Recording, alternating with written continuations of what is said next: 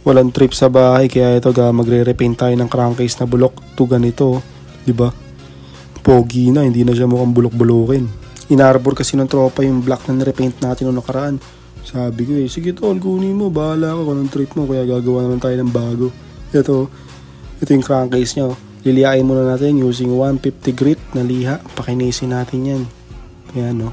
Kasi ito makinis na. Ito pala yung gagamitin natin mga pintura. Boss nilang ang baon mga boss. Clear, silver. Gagamitin natin primer. At saka syempre yung pinakamapaganda dyan yung metallic silver. Kaya ito sirain na natin to.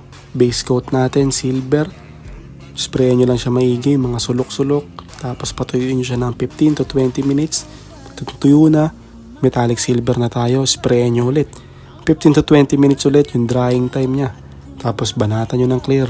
Finishing coat na natin itong clear para mas umangat yung mga glitters ng ating metallic silver.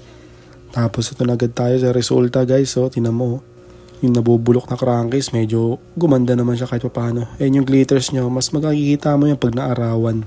Diba? Pwede na, diba? DIY lang yan pre, pero mukhang powder coated. Ayan siya kaganda. Diba? Sa mga may gusto, PM nyo ako. O kaya bumili kayo ng pintura nyo, kayang-kaya nyo naman gawin yan. Tsagayin nyo lang yung pagliliya, diba? Okay na okay yan, no? Walang pangit sa sariling gawa, pre.